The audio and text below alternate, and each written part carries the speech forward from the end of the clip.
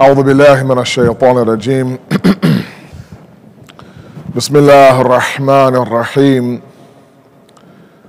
الحمد لله الذي لا يبلغ مدحته القائلون ولا يحصي نعماءه العادون ولا يؤدي حقه المجتهدون الذي لا يدركه بعد الحمم ولا يناله غوص الفطن ثم الصلاة والسلام على أشرف الأنبياء والمرسلين حبيب قلوبنا وطبيب نفوسنا وشفيع ذنوبنا سيدنا ومولانا أبي القاسم محمد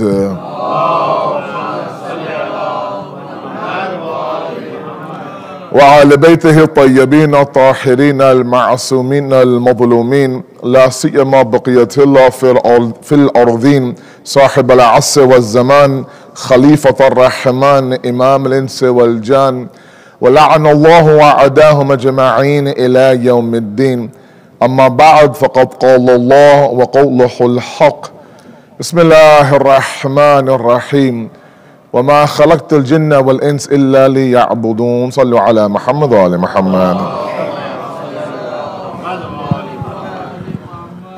We thank Allah subhanahu wa ta'ala for the continued tawfiq and inspiration to gather like this to commemorate the shahadat of Imam Hussein, his ashab and his family. May Allah subhanahu wa ta'ala accept your grief and your gham and your service to Abu Abdullah al-Hussein alayhi salatu wassalam. On a personal note, I don't take it for granted that whenever I come to Bayt al-Qayem, that there is always a beautiful and very warm welcome. You all have really embraced me as a son and a brother, and I am very grateful.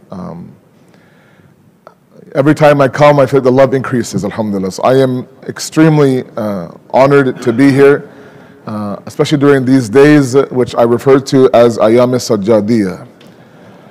Yes, we have one day of his shahadat, but the reality is that what he has done and the khidmat he has done to Azadari, meaning our fourth Imam, there should be complete ayam for him, at least 4 or 5 days that are devoted, of course, to Imam Sajjada alayhi salatu wassalam. As announced, I am with you until Sunday night, inshallah, for 4 lectures, and as all of you are accustomed to the way that I speak, I have a topic that I'll exhaust over 4 nights. And in keeping in light of the fact that tonight actually is the Shabi Shahadat of our fourth Imam, we will look at his laqab called Zainul Abidin. Zainul Abidin, yes, translates as the individual who is the beauty of all the worshippers. Meaning if there are worshippers, if there are those who are the Abidin of Allah, then the zinat of those worshippers is our fourth Imam. Now, how do we accomplish the idea of beauty inside of our worship? We'll discuss that across 4 nights. The reality is that we worship Allah, and many of us have been worshiping Him for many, many years. But the idea of zinat inside of our worship is not quite there yet. We hear about the mi'raj of our salat, we hear about the fact that this should have an impact of our worship, and yet we continue to worship Allah, but as an obligation, as a fara'id, as a checklist almost. We haven't quite, or at least I haven't quite figured out this idea of finding beauty inside of our worship. And so across 4 nights, we'll look at that. We'll look at the idea of how do we achieve the zinat inside of our ibadats. How can we look for beauty inside of our worship? If the reality is that 1-2 rakat salat has the power to ascend us towards Allah, well, we've read 1,000 rakats of salat. And people like me don't ascend. Why is that the case? And how can we fix that? How can we move from an obligation towards Allah to the migration towards Allah? We'll discuss that across 4 nights. Sallu ala Muhammad wa ala Muhammad.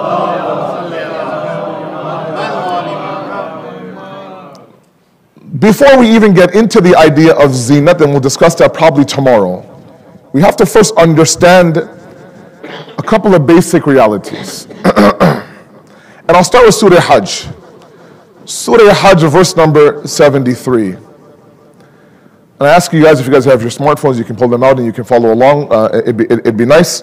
Surah Hajj, ayat number 73. Let's understand what Allah is saying in this verse, 73 and 74 both, of Surah Hajj. It's known sometimes in tafsir as the tragedy of the human being, these two verses. And it's important that I start off with this discussion as a base building, and all of you, of course, have experienced the way that I speak. I first build the base, and I build on that base. So it might be the fact that tonight is just base building, and then the next 3 lectures will actually start to construct the building. 4 nights is not a very long time, but we do our best to at least scratch the surface of the topic. Now, the verse is a very beautiful one, a very powerful one. Allah uses imagery, very beautiful imagery, like He does constantly. And He starts off by addressing not the Muslims, not the kuffar, not the Ahl Kitab, Bismillah ar-Rahman ar-Rahim, Ya ayyuhan nas, mankind. ضُرِبَ مَثْلٌ فَاسْتَمِعُوا لَهُ. Very interesting use of words here. He says, an example has been set forth for you, so listen very carefully. He does not say that this is the example set forth by Allah subhanahu wa ta'ala. No. Right? Dhuriba and dharaba are 2 different tenses in the Arabic language. Right? Dhuriba means that somebody set an example. It's not important who did it, just the example itself is important. Also, the beauty and the wisdom of Allah, listen very carefully now. The mukhatab of this verse is who? The audience is Ya ayyuhan nas, every single human being. Now in that, there are those who are the kuffar, the atheists, the mushrikeen, those who deny Allah. If Allah says that this is an example set by me, Allah, then people will of course turn their face against the example. And they'll focus on who's saying it, not on what's being said. So He says, look, an example, a mithal has been set forth for you. A parable, which I'll discuss in a moment, has been set forth for you. فَاسْتَمِعُوا لَهُ. Not listen carefully, listen very carefully. Sama'a, istama'a. 2 different verbs in the Arabic language. Sama'a to listen, istama'a, listen very carefully. Okay? إِنَّ الَّذِينَ تَدْعُونَ مِن دُونِ اللَّهِ. For those that you call upon besides Allah, لَنْ يَخْلُقُوا ذُبَابًا وَلَوْ اجْتَمَعُوا لَهُ. Beautiful imagery. Beautiful imagery. For the ones that you call upon besides Allah, these are individuals who can never لَنْ يَخْلُقُوا ذُبَابًا. Dhubab in Arabic means a fly, a makki. These are people who cannot create the fly. The verse is what? لَنْ يَخْلُقُوا. Lan means nafiya abadan. They'll never be able to create a fly. وَلِوَجْتَمِعُوا لَهُ. The challenge of Allah now. He says if they gather all their powers, all their money, all their brains, right? Every single dollar, every single Nobel Prize winner, all the major corporations, all the brainiacs, the brainstorm, put them all in one boardroom, try to come together to create one fly. They can never do it. And then Allah gets bolder, a little bit bolder. He gets bolder. He then says, وَإِنْ يَسْلُبَهُمْ ذُبَابًا شَيْئًا La yastanqidhuhum minhu. Allahu Akbar. Oh man, this is bold now. He says, not only can you not create the fly, I'll give you the example. The example is that sometimes we have barbecues inside of our home. And the barbecue is going on, and Aziz is flipping his burgers and making sure that he doesn't burn the chicken. And there's corn there, mashallah, and there's mashed potatoes there, and there's this and that, everything's on the table. Aziz is there, his father is there, his in-laws are there for sure, everyone is there. And who else is there? The flies. They come unannounced. And they start buzzing around. And they land on the kebab, and they land on chicken, and they land on the watermelon, they land on everything, and they are sitting there, and they're going at it. And then somebody comes and wipes them away, and they fly away. And we can't see it, but this one makki grabbed a piece of Aziz's kebab to make sure the mirchi masala is right. And he left. The boldness of Allah in the very next portion of the verse is that what? Not only can you not create the fly, you can't get that piece of kebab back from the fly. وَإِنْ يَسْلُبَهُمْ ذُبَابًا شَيْئًا لا يستنقذوا منه. Even if that fly was to get something from you, salb something from you, you can't even get that piece of meat back from the fly. Now the verse doesn't talk about kebabs. There's no kebabs in the Quran. That's my example. Don't search for kebab in the Quran. You won't find anything about the Quran. That's my example. But look at the boldness. That these are who? إِنَّ الَّذِينَ تَدْعُونَ مِن دُونِ اللَّهِ. Those who you call upon besides Allah. Not only, creation, dur ki baat creation. Get that kebab back. Show me. All your powers to be, all your money, you can't. ضعف طالب والمطلوب. The talib is za'if, the matlub is za'if. The one who seeks the idols is za'if, the idol himself is za'if as well. And then the next verse, the tragic verse. You can sense, if you can sense the pain in Allah metaphorically, you can sense him saying, مَا قَدْرَ اللَّهِ حَقَّ قَدْرِهِ. You haven't given Allah his rights. You haven't given Allah his qadr. إِنَّ اللَّهَ لَقَوِيٌّ عَزِيزٌ. He is the most powerful. I mean, if you agree the fact that all those besides Allah cannot create that kebab, then why do you insist on turning your back against Allah? His right is that you recognize his power and what? And that you worship him. Now in the verse, it doesn't mention worship. It says, you have not given me my qadr, my haqq, my right. What's due to me was not given to me, Allah says. What is that right? I read for you in the khutbah. That Allah says, I did not create any of you, not you or the jinn, illa liya'budun, so you can worship me. So right away, if we compare or pair these two verses together, we know what is Allah talking about to his qadr? The idea that I created you to worship me. So worship now becomes that haqq of Allah subhanahu wa ta'ala, based on the two verses. And once we stop worshipping Allah or we dilute our worship, we're one of those who ma qadr Allah haqqa qadrihi. Worship is the exclusive property of Allah subhanahu wa ta'ala. When Amir al-Mu'mineen alayhi salatu wassalam, Allahumma salli ala. You know this, he talks about the levels of worship. Those who worship Allah, the tujar, the abd, and the ahrar. Right? The businessman, the slave, and the one who's free. The businessman offers his worship. Allah gives, he says, Allah, I want heaven in return. It's a transaction. Right? I'm selling you my namaz. I'm going to buy Jannah from you. That's tujar, Imam Ali says. That's the first reason why individuals worship Allah. The second one is the slave. Don't upset the master, otherwise you might end up in the hellfire. So just do what the master says. The third level is ahrar, the one who's free. Right? Neither the desire for heaven nor the fear of hell. I do it because Allah is layiq of that worship. He's a ma'bud. The ultimate highest level is that level where now we worship Allah not for all these wants and desires or fears. We do it because Allah is worthy of that worship. So the first discussion we have to have in this zinat of the worship that we have is to understand, why does Allah talk about worship in the Quran? Now, the youth today, they come to me and say, look, why is it that Allah needs my worship? Very carefully. These youth today, again, they're like Allah, they're very bold.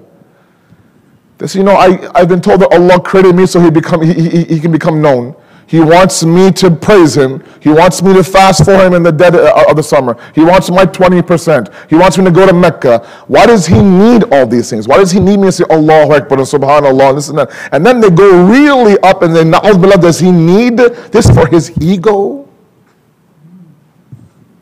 Does Allah need to be constantly praised? Because if we have a person in the dunya beside me who needs praise upon praise, we don't have a good rep about that guy. We think that he actually wants constant praise, right? He has this ego and self-conceit problem. Can we say that, na'udhu billah, about Allah subhanahu wa ta'ala? How do we answer that? Come to Surah Rahman. Sallu ala Muhammad wa ala Muhammad. Surah Rahman, as you know, is that very famous verse that 31 times, فَبِأَيِّ عَلَاءِ رَبُّكُمَا تُكَذِّبَانِ. How many of the favors of Allah will you deny? Fine. The makeup of this surah sometimes is very unique in the sense that in between that verse that's repeated 31 times in the surah, there are constant blessings that are mentioned in between each one, sometimes in pairs. The two that I want to draw your attention to address this issue sometimes, and if you are somebody in this audience who has that question of why does Allah, why is he so adamantly asking me to worship him? We come to two of them, and they're very famous verses. كُلُّ مَنْ عَلَيْهَا فَانٍ وَيَبْقَى وَجْهُ رَبِّكَ ذُو الْجَلَالِ وَالْإِكْرَامِ. Let's examine these two verses very carefully to address this issue that why does Allah need us to worship him? Sallu ala Muhammad wa ali Muhammad.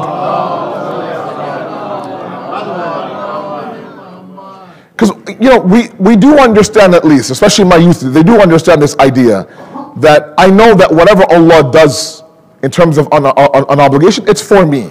I get that, but I don't quite understand still why he needs my worship. Now this verse, if I can, move a little bit this way, then I'll come back to my topic. كُلُّ مَنْ عَلَيْهَا فَانٍ, everything will perish. Now fani in Arabic doesn't mean death. Fani means a disappearance to the point where you're not even remembered several years later. You'll be forgotten. Okay, I don't mean to freak our sisters out, but this could have been, let's say, a qabristan, let's say, many years ago. We don't even know who was on this piece of land before we were talking about maybe hundreds of centuries of years ago. Is there anyone buried on here? We have no idea. No idea. Ask yourself, how many generations do you go back in terms of your father? Maybe your grandfather, maybe your great-grandfather. How many? 3, 4 generations tops? And then what? Those people are forgotten. They're forgotten. That's the reality of it. We move on. كُلُّ مَنْ عَلَيْهَا فَانٍ. First thing is that you'll become fani. You'll perish as well. Everybody here will perish. Perish to the point where you'll be forgotten by your great-great-great-great-grandkids. Maybe on Shab Barat, if they have a book written, maybe with some halwa and puri, they might be able to remember you. One night a year. Maybe, if you're lucky. That's about it. Otherwise, it's you and your amal. And then he says, the one who is baqi is the wajh of your Lord, is the essence of your Lord. And then he says, very interesting, that Lord that's Dhul Jalali wal Ikram. Ikram is a very interesting word in Arabic. Karam. Karam means dignity. That makes sense. Ikram is the one who's dignified. Very carefully now. If someone comes and gives me respect and this and that, even my elders, it's very weird that Mu'azzab is not sitting over here. I feel like it's just not right. It's imbalanced. I'm used to both angels on my left and my right, and now they're all on my right shoulder, and I don't like it. It's really imbalanced. Khair, may Allah give him inshallah sahatu. Sallu ala Muhammad wa ala Muhammad. If I walk in and you give me love and you do every single time, young and old, love, you dignify me, you do ikram of me. Allah is saying, look, you'll be gone, you'll perish. Everybody. Kullu man alayha fan. Everything will perish. And yet he still refers to himself as ikram in the very next verse. But you need people to dignify you, Allah. The people are kullu man alayha fan. So who's dignifying Allah? Why did he choose of all the sifat he chose to end the very next verse in the idea of ikram? To answer this very question, and sometimes we believe, people like me believe, that my 2 rakat fajr salah with one eye open, that might help Allah in his kingdom. That might help Allah. So I'm doing Allah a favor. We have a whole discussion in akhlaq called ujb, self-love, self-conceit. And Imam Qayem alayhi salatu wassalam, Allahumma salli ala. He says the highest level of self-conceit, of ujb, self-love, is that you actually believe that by your worship you're doing Allah a favor. That with your worship now Allah becomes more of an Allah. His kingdom increases because of by 2 rakat fajr salat, mashallah. And people believe that. They really do. Why does Allah force me to wear hijab? Why does he want me to fast? Why do I have to do that? And here yet Allah is saying, after all of us are long gone to the point we're not even remembered, he still refers to himself as what? The idea of I am ikram. Meaning what? The dignity is already attached to his essence. He doesn't need an outside creation to dignify him. He is dignity, he's also dignified as well. Meaning what? The very thing that you think you give me with your worship, I already have. No. The very thing that you think that you present to me, or that you actually think that you're dignifying me with your worship, I already have that. Before you were here, long after you're gone. I was ikram back then, I'm ikram after you're gone. I don't need ikram with your worship. So by using these two sifat, it tells us that we don't need this idea to understand that, look, Allah, our worship is helping you. No, of course not. He's Azal, He's Abad. He was there, He'll always be there. He doesn't need to. He was Allah back then, He's Allah today. I've mentioned this on this member before. He's the one master. When the slave works for him, the slave elevates, the master stays where he is. He's the only master where the more the slave works, the more the slave elevates. Otherwise, every other master, the more the slave works, the more the master, of course, elevates. Not in the case of Allah. If we are an abd of Allah, it's for our benefit. When Imam Ali says, there's no bigger pride for me, the fact that I am your abd, Allah, that's what he means. That I have now chosen you, of course, to enslave myself to, that's my biggest pride. Sallu ala Muhammad wa ala Muhammad.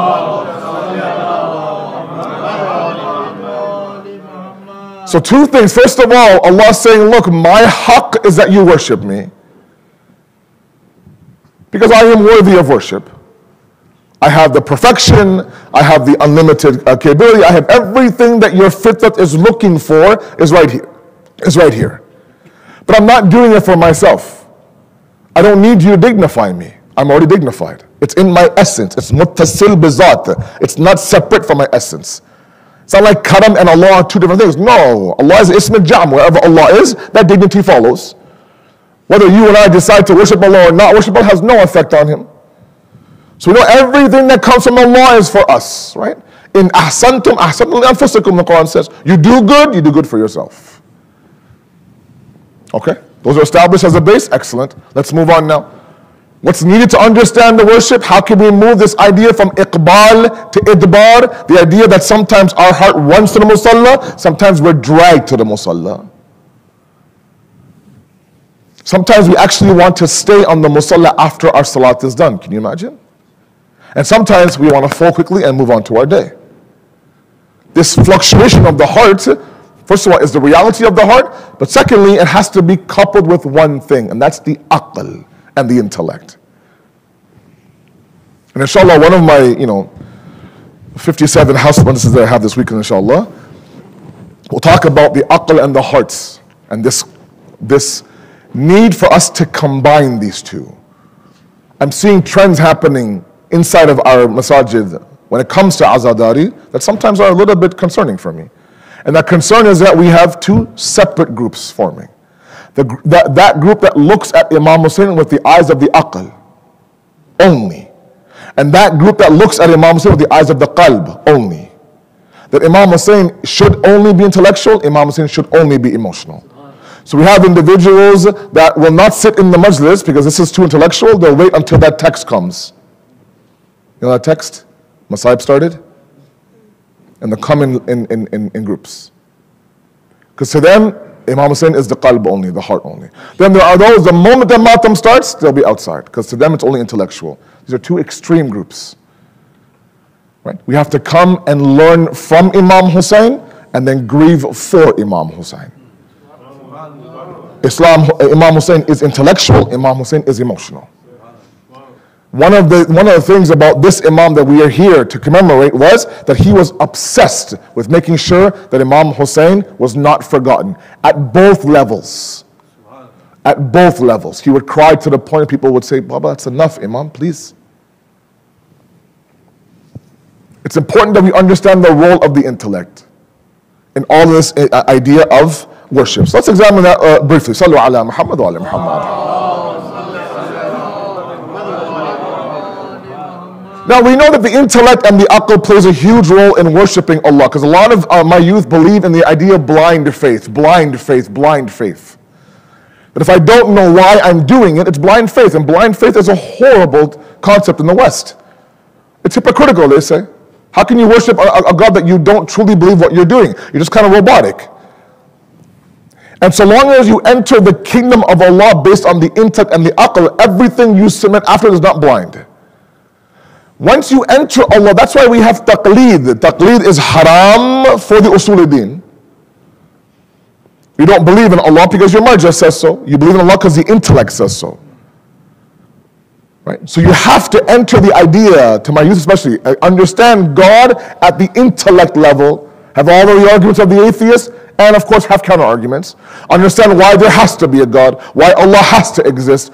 All this idea has to be at the intellect level. Once you enter that realm and really say La ilaha illallah, then whatever comes from Allah we submit to, whether we understand or we don't understand. That's not blind faith. In fact, that's the crux of faith actually. To submit yourself to a being that intellectually you've submitted to. Whatever comes from him, I know it's good. I may be limited in my capacity, but I know if it's from him, it's good. Imam Ali in khutbah number 193, khutbah Hammam, Sallu ala Muhammad wa ala Muhammad. The famous sermon Muttaqeen, khutbah Hammam. Hammam, of course, went to Imam Ali and said, tell me who the Muttaqeen are. He reads a verse of the Quran, Imam Ali, to kind of, give him a quick answer, and he says, go on your way. Wasn't satisfied. He says, no, I want more. Pages and pages now, the sifat of the muttaqeen. The very first thing he mentions in that khutbah mawla is that whatever comes from Allah, whether it's your obligation to avoid it or obligation to perform it, is for your benefit and your benefit alone. It's enough for you to submit to that because Allah has told you to do it. Right? The one thing that I'm seeing, and I always mention this on this member, on any member, is the fact that we really have to teach our youth and our children that look, if Allah has made it wajib, that's enough for you to perform it. If you don't understand why you're doing it, Allah will open those doors for you eventually. But it's not a prerequisite for you to perform the act or not perform the act. That until you convince me I said bye, then I'll perform the act. No, it doesn't work like that. If Allah to you at the intellect level is convinced that yes, Allah has to exist, I'm not an atheist, I know why God is there, then whatever that God tells you to do, labbaik ya Allah. If Allah decides to open the doors of yaqeen and ma'rifah and awareness, alhamdulillah. It's enough that your God says it's wajib, that's enough. Okay? Alright. Now the aql. Aql says what? Aql is that entity inside of us that differs us from every other creation. All of us know that. Faculty of reasoning, faculty of logic, all that reside inside the aql. The aql has certain capabilities. It has a job to do. Right? Allah gave it a job description. This is what you are supposed to do. And its main purpose is, because aqala literally means to tie something together.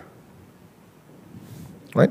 The Arabs, of course, would use, what they would refer to as aqila sometimes, as this rope around their head to tie their camel. Right? What you see Saudis wear today, this rubber thing used to be a rope back then around their head. What are they tying together inside the aql? The aql is there to tie every other power inside of us together. From shahwa to ghadab to wahm, from desire to anger to creativity. Okay, there are moments where, and if I can give you a quick example, as a corporation, Aql is the CEO of the corporation. He's on the 57th floor of the towers. There are 3 departments reporting to the Aql, inside of every human being. One is the department of desire and shahwa and lust. One is the department of anger and repulsion, of ghadab, and one, of course, is creativity and wahm. Now, the ideal CEO of the insan, or the ideal corporate structure of the insan, is that every other of those 3 departments all report back to the aql. Meaning, if somebody upsets you guys, for example, then that department has a meeting. You sit in the boardroom, say, look, you know what, this person upset me. Okay, what happened? How did it happen? When did it happen? Where were you at this moment? And you write a report. Okay? Then you get in the elevator, you go to floor number 57, and you knock on Mr. Aql's door. I say, Mr. Aql, this is our report. We come from the Department of Anger. Do I have your approval or disapproval to act on this anger or not act on this anger? And the Aql, will read the report, and, he'll read, and he'll either deny or he'll approve. He'll say, oh, your mother made you upset? You have no right to get upset at her. Denied. Somebody at Beit Qayem, one of your mu'min brothers upset you? Denied. Swallow your anger, it's your mu'min brother. Somebody drew a cartoon about the Prophet of Allah? Approved. You should be angry. Somebody upset Allah? Approved. Somebody insulted Imam Hussein? Approved. Not the expression of anger, the existence of anger. Expression of anger is a whole different topic altogether. Because the aql says, yes, be upset, does not mean that we do whatever we want. No, of course not. All within the confines of the law. The job of the aql is to make sure that it is the last stop for all these three departments. So desire comes in, let's say you have a meeting, let's say for example, you met this girl, you met this boy, you love him, you love her, you want to marry her. How do I tell my parents? This is what you do, blah, blah, blah. This, you write a whole report and you go up to the 57th floor, say, Mr. Aql, this is my report. Should I marry him or not marry him? Look, this is a non-Muslim. He has to be the leader of your family, take you to Jannah, show you the way. Denied. Find a good Shia boy. Don't marry him. This is a girl who has no taqwa, doesn't have a good past, let's say for example, is not educated, there's no signs of faith in her, all she has, let's say, are blue eyes. Denied. Because those blue eyes become very dull very quickly. Denied. Or you have the idea that I have this sister, mashallah, she's muhajjaba, for example, or she's trying to have the faith, great family, very religious, great mother for my kids, blah, blah, blah, approved, marry her. That's what it is. The problem is that that's how it should be. And that is the khulasa, the summary of all the Prophet's missions and all the Imam's missions. When the Prophet says, I came to inject humanity inside the human race, he means I came to reshuffle the structure of corporate insan. Do you get that? To reshuffle it. Because back in the Jahil era, the anger was the CEO, and the poor Aql was the junior executive reporting to anger. Anger would come and explode and say, oh, okay. And Aql said, look, if you just put me in charge, I can fix all of this.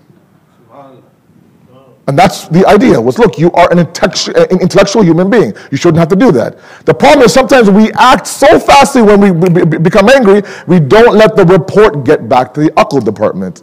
Give it some time. Maybe the email server is slow. Maybe the elevator is out. Give it some time. Let the Aql read the report and say, okay, just wait, don't act yet. I haven't approved it or disapproved. But no, anger comes, boom, right away, email sent to all the Bayt al-Qayem. Whoa, wait a second. Let the report come to the Aql first before you hit send. Person, at the parking lot, God forbid, bumps you or moves your shoulder, and you say whatever you want to say afterwards. Yeah, my features, sorry. No, wait. Just give it a moment. And I'll give you one example. Example I've given before. It sticks here. Example of Maulana Ali in Khandak. It's a very simple example. One every kid and adult knows. But look at this in resort to the actual corporate of Insan. When this Mal'oon spit in the Imam Ali's face, his department of anger got together for a quick meeting. Emerge meeting, 10:30, boardroom. He spit in my face. Okay? Report was created and sent to the Aql. Aql says, Ali, go for a walk.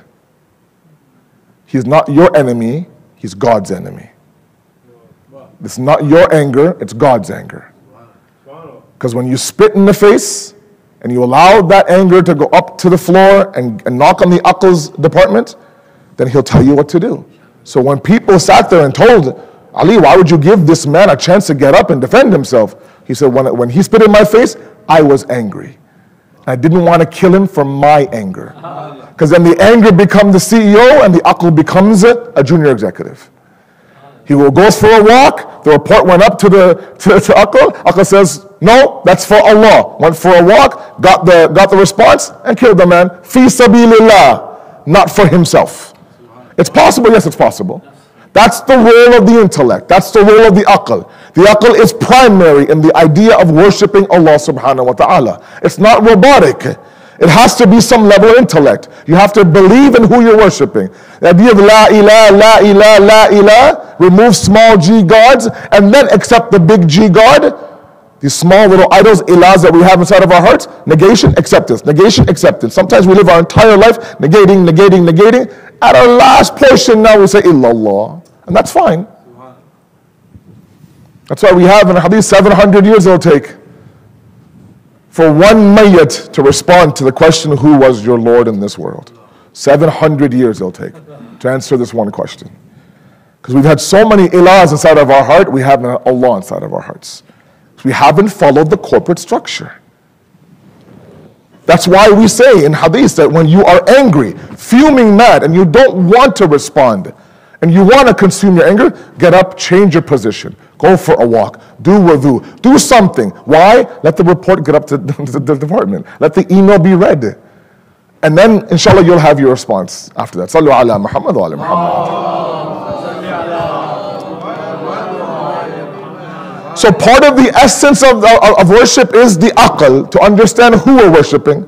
Now, once we understand who we're worshiping, that combination or that bridge between who we're worshiping and actually worshiping Allah is the job of the hearts, of the qalb.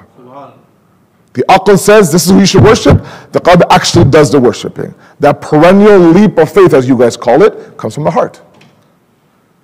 The idea that I know who I'm worshiping, I also know that my 2 rakat salat before the sun rises will help me, let's say, in this dunya and the hereafter. The idea of me fasting, for example, in the month of Ramadan will help me. My heart has to believe it. I have to have my heart into it. Otherwise, it's not possible. So the heart is that connector between knowing Allah and worshiping Allah. You remove that heart, of course, and there's a disconnect. Okay? So there is a tremendous amount of factors here when it comes to true worship of Allah subhanahu wa ta'ala. We're going through the motions. A lot of us are going through the motions. We haven't missed one salat, let's say, in 20, 35 years. Has that changed our behavior? Changed our worldview? Elevated us? Migrated us? I don't know. That's up for us to determine. But if the hadith say that 1-2 units of salat with khulus can change your entire life, why isn't that change happening sometimes in my life? What is it that we're missing? Why is it that we have to be dragged towards the musalla? Is the intellect weak? Is the heart weak? Is that the fact that we don't understand? Is it have we perhaps, really put our faith in other doors? I don't know. But the reality is that we have to really understand this worship is meant to polish our aql, polish our heart, revive our soul towards God. Sallu ala Muhammad wa ala Muhammad.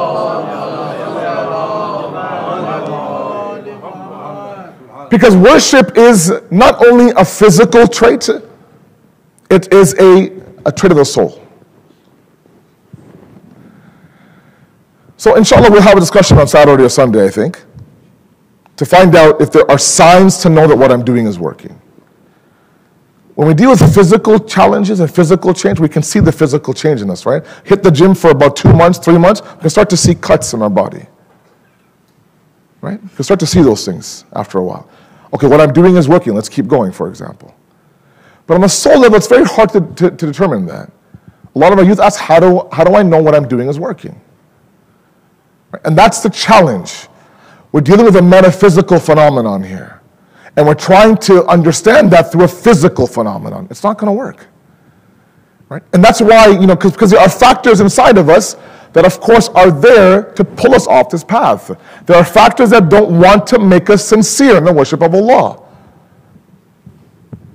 There's a man who, a story says a man who lived beside the masjid for 30 years. And this masjid had 5 times a day salat on prime time. For many, many, many years, almost for 20, 25 years, he was there and his spot was right behind the imam.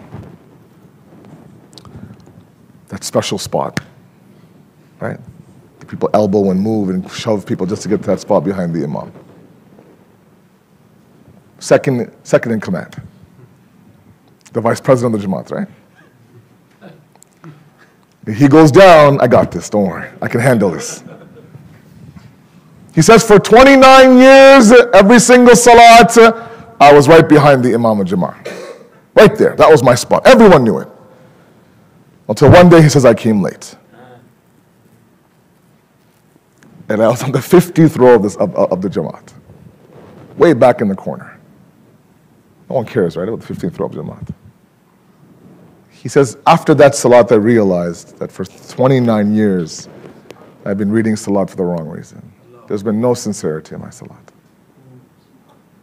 Not meant to demoralize individuals, but meant to say that yes, there are factors that sometimes, even this very worship that's meant for Allah subhanahu wa ta'ala, shaitan has immense impact on there. The idea of riyah is a reality inside of our communities. The over-exaggeration of our piety is a huge factor inside of us. Right? Because we like a little bit of the taste of the talia and the shabash and the pat in the back. That's why ujb is this beast inside of us. Imam Ali says it has to be tamed. He refers to it as a beast in hadith, has to be tamed. We have to make sure that this worship is for Allah. I mean, you look at the life of our fourth Imam. It's incredible. You know, every other man on the day of Ashura, his life ended on the day of Ashura. This man lived for 3 decades after the day of Ashura. You would think that he'd be tainted, a little bit stained. Maybe his purity, maybe his, he would stop and think, I wonder why, God, you put every single member of my family through what you did. It's somehow he found a way to get to Allah. All of you know the history. The return back from Karbala and Sham in Medina was very tense for Imam Sajjad. Very tense. Yazid understood the power of one khutbah of Imam Sajjad. He knew actually in the darbar, in the courtyard himself, when he said, Yazid, can I speak? He says, no, you can't. You can't speak. And people say, Yazid, look at him. He's a young man. He's broken. He's chained. He's sick. He just went through this whole ordeal. Look at him. He's bleeding from his wrist, from his neck. What could he possibly do for you? Let him speak. What's the big deal? And then he spoke. Shook the walls of the courtyard. Shook the walls of the courtyard. To the point where after his khutbah, people would rise up and say, you know what we've done? We've supported the zalim and we have oppressed the madloom. Because they had no idea who the Ahlul Bayt were, right? Remember, Muawiyah was given Shamat, it was called, during the second Khalifa's time. Shamat was a huge land of 4 different countries, Jordan, Palestine, Syria, and I think it was something else, huge land that was not conquered during the Prophet's time. And that area was mostly Christian. So the second Khalifa sends Muawiyah to go and conquer. He conquers it, and then he converts them one by one, of course, to Islam, to his version of Islam. Imagine learning Islam through Muawiyah. Your first instance or your first introduction to Din of Islam is through Muawiyah, Abu Sufyan's son. What kind of deen would you have? He was all about propagation, all about mind control. I mean, he had them in the palm of his hand to the point where he would recite Salat al-Jummah on Wednesdays, and they'd be, okay, fine, no problem. But the name of the prayer is Friday. He would tell Yazid in his wasiyat, look, these are your Shamis, control them. Don't send them outside of Sham. They'll know what true Islam is. Make them go outside. If you have to, then bring them right back. Keep them controlled. They know my version of Islam. They think we're the Ahlul Bayt. So naturally now, when this Qafla of Bani Hashim comes to the bazaar, we hear about the idea, me growing up, I would hear stones are being thrown at Bibi Zainab. Garbage being thrown at the feet of Imam Sajjad. I was like, how could you do that? But this Qafla was introduced as nothing but a rebel group that came to basically overthrow the Sham government. And these Shamis understood Yazid and Muawiyah to be their khulafa, their leaders, their avenue towards Jannah. So anybody that's coming to overthrow my leader, I'm going to do everything I can to dissuade them until he spoke. Until he spoke. I've always encouraged this. I encourage you guys as well. Listen to these 2 khutbahs, these 2 sermons. Bibi Zainab and Imam Sajjad. It hurts me when I see after the day of Ashura, the physical day of Ashura, our masajids are empty. It hurts me. Because it's not one Ashura, there's multiple Ashuras that have happened in this history. It's not one Karbala, it's multiple Karbalas that have happened in that time. The day of Ashura, 10th of Muharram, was Hussein's Ashura. There's a Sajjad Ashura. There's a Zainab Ashura. And these are 2 elements, these 2, that took this message and stood there in the belly of the beast, meaning the courtyard of Yazid, surrounded by 700 men, and were able to deliver what Imam Hussein could not do because he was not physically there. Wasn't physically there. And yet somehow back in Medina, now Yazid knew this idea, so what did he do? He goes, look, no pulpit for you, Sajjad, no sermons for you, no classes for you. You can go to the masjid, lead salat, and go home. And all of you know the history. somehow at that moment he had a responsibility to what? Iblaghi deen, spread the deen. I'm the Hujjat of Allah. How do I get that point across? House arrest, cameras, guards, people following him everywhere. He was brilliant. Go for the masjid and go to Baqi and stand there. And he would read du'as. Just du'as, right? I mean, they're simple du'as. So anybody on the outside says, okay, this man's praying to Allah, let him pray. What's the big deal? But those du'as had messages inside of them.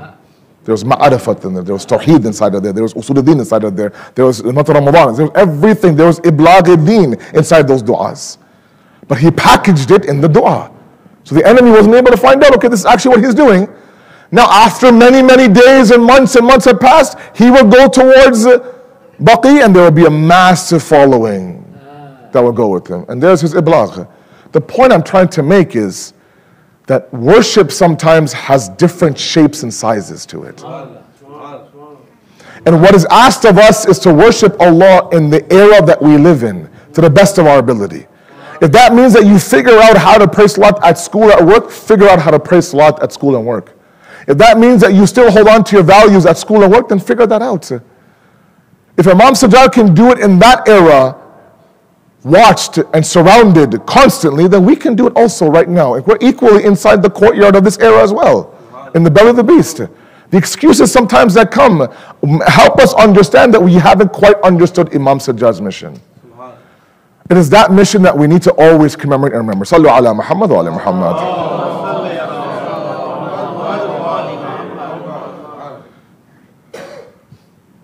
So trying to find beauty in this worship that we have, the first step is to understand what worship is in itself.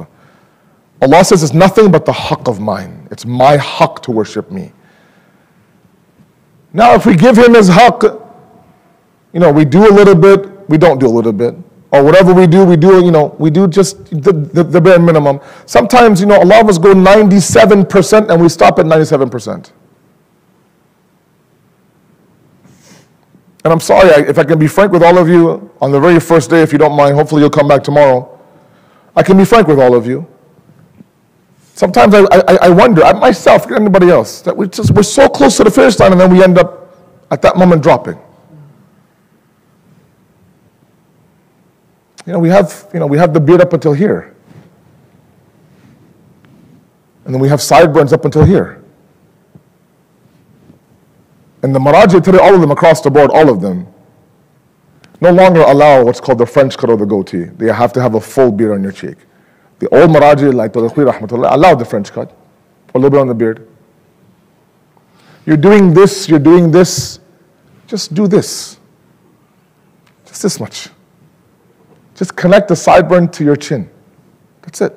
That's 3%. 97% you've done. 3%. We'll put the effort on to wear hijab. I'm sorry, sisters, and then we'll end the hijab just here. Sorry, 3% is here. 97% of your head is covered. Just 3%, go to the finish line. You're there. You're there. Sleeves are here, just do this. That's 3%. These are small things. They're small things. But it's those small acts that are consistent that help us grow on this path towards ibadat. You look at Imam Ali alayhi salatu wasalam. And I'll end with this hadith and then Masa'ib. He says, what Allah loves are small acts of worship that are consistent, not large acts that are inconsistent. It's just very, very small acts. You're showing Allah, look, I'm making an effort. I'm making an effort. And Allah, of course, will come running towards you. Because we have to ignite that change. Okay? So tonight was just a base building discussion. Understand the verse of Surah Hajj. Allah uses the fly. Why do you go to this door and that door and this door and that door when worship is mine? You have not given me my haqq. And what more do I need to give to you for you to have your attention towards me? What is that haqq? Illa liya'budun, nothing but worship. And then the idea that, I worship because, for Allah. No, Allah says, I'm ikram. That's one example. I'm ikram. I don't need your worship. It is for you and for the benefit of yourself. And then finding a way to worship Allah, even given the surround that we're in light of Imam Sajjad's history. Because as I said, the day of Ashura on 10th Muharram was Hussein's Ashura. And there was a moment, and you've heard the Masa'ib now, there was a moment where Imam Sajjad now goes to defend his father. Imam Hussein buries Ali Asghar, grabs Bibi Zainab. Says, Zainab, let's go. They go to the tent of Sajjad. The books say that Imam Hussein was waking up Imam Sajjad. Imagine as a son, you open your eyes and you see your father in the state that you see your father in. His back a little bit bent from Abu al-Fazl Abbas al-Shahadat. His eyesight a little bit gone from Ali Akbar. The blood of Ali Asghar on his face. Right? Head to toe, scar after scar after scar. And he would say, Baba, Aina Habib? Where is Habib? Ya bunay qad qutil. He's been killed. Baba, Aina Muslim? Qad qutil. Aina Akhil Ali Akbar? Qad qutil. Aina Abu al-Fazl Abbas? Qad qutil. One by one, one by one. And then that's when Imam Sajjad, they said that he put his knuckles on the ground, went for his asa, went for his sword. I tried to get himself up, that I want to defend my father when no one is around. And that's when Imam Hussein stopped him and said, look Sajjad, this is my battle. It's my Ashura. You still have to take these women from Karbala to Kufa to Sham, through the bazaar, through the courtyard. That when somebody asked Imam Sajjad, what was the most difficult time in all of this? He says, Sham, Sham, Sham. And Imam Sajjad took this qafla all the way through.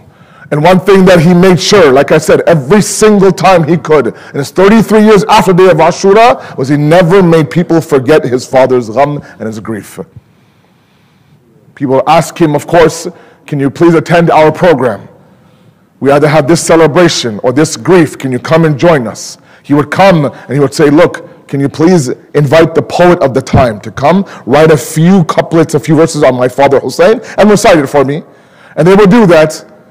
And he would recite the poet. And Imam Sajjad would stop him and say, no, that's not how I want you to recite. I want you to recite this poetry as if my father's body was lying right there in front of you. He passed by an animal being sacrificed. All of you know the Masa'ib. Sacrificed. Would stop and say, have you given this animal some water? He's like, Mawla, we never sacrifice an animal without a drop of water. He'd begin to cry and cry and cry and say, my father was killed without a drop of water.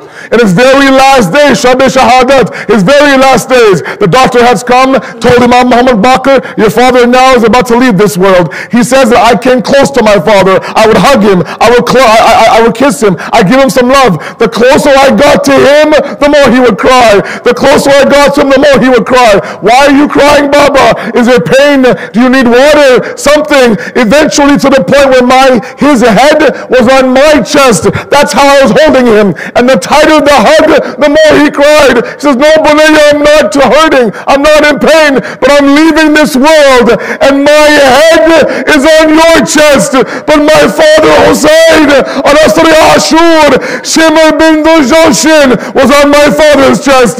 Imam Sajjad's burial was the biggest in Medina, they say. Thousands upon thousands were there. Imam Muhammad Baqir was there. All his ashab were there. They carried him towards Baqi.